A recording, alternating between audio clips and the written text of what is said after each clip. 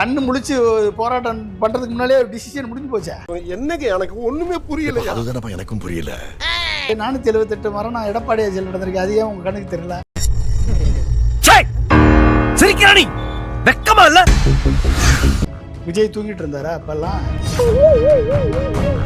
இல்ல, அவ்வளவு கேவலமான பிறவி கிடையாது.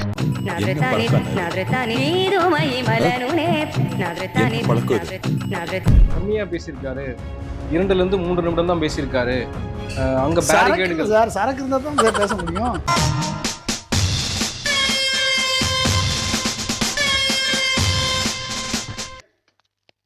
ஏய் உன்னதான்டா இல்ல பீலிங்கா இல்ல பீலிங்கான்னு கேக்குறேன்.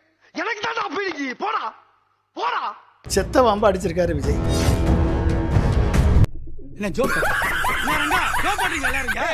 உங்ககிட்ட வேலை பார்க்கக்கூடிய பொலிட்டிக்கல் ஸ்ட்ராட்டஜிஸ்ட்ட சரியான கேள்வி கேட்டு சரியான பதிலை வாங்கி அதை வந்து மக்கள்கிட்ட பேசக்கூட உனக்கு வக்கீல். எப்படி நல்லா இருக்கு. நல்லா இருக்கியா? நல்லா இருக்கு. நல்லா தானே இருக்கியா? அட நல்லா இருக்கு. நல்லா இருக்கும்போது நம்ம நல்லா போய் இருக்கும்போது எடுத்து எதுக்கு போட்டு- யோசிச்சுக்கிட்டு அட கன்றாவியே இந்த மனுஷன் எப்படி ஆயிட்டாரு பாத்தியா?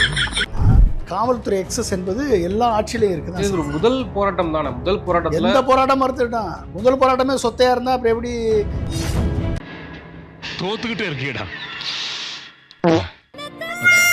ஒத்துக்கிட மனசு இல்லனாலும் அதான் நேசம். இந்த ரசிகர்கள் கூட்டத்துக்கு கஸ்டோடியல் டெத்துனா என்ன எதுனான்றதெல்லாம் வித்தியாசம் கிடையாது. கண்டிப்பா இந்த பொங்கல் வாரிசு பொங்கல் தான் கண்டிப்பா நல்லா ஓடும். Okay, super super.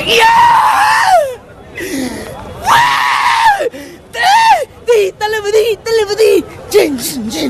ஐயோ, ஒரு பைத்தியக்கார பைலட் அந்த மாட்டிட்டு படுற பாடு. விஜயை பார்க்க வரணும். இதை விட கூட்டம் வந்தது பவன் கல்யாணுக்கு. நான் நேரடியாக பார்த்துருக்கேன். ஏன் சார் அழுகுறீங்க சார்? சவுண்ட் வரலையே சார்? எல்லாரும் என்ன ஏமாத்துறாங்க. இன்னொரு பவன் கல்யாணாக விஜய் மாற வேண்டும்ன்றாங்க. பவன் கல்யாணம் மாதிரி நிற்கலாம், சங்கி மாதிரி. டேய் பரமா, படிடா, ஒழுங்கா படிடா.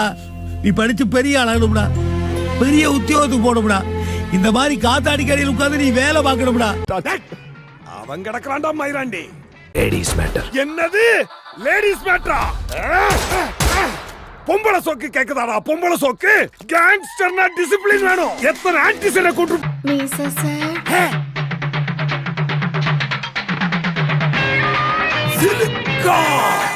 இவன் லேடிஸ் விஷயத்துல டிசிப்ளினான கேங்ஸ்டர்.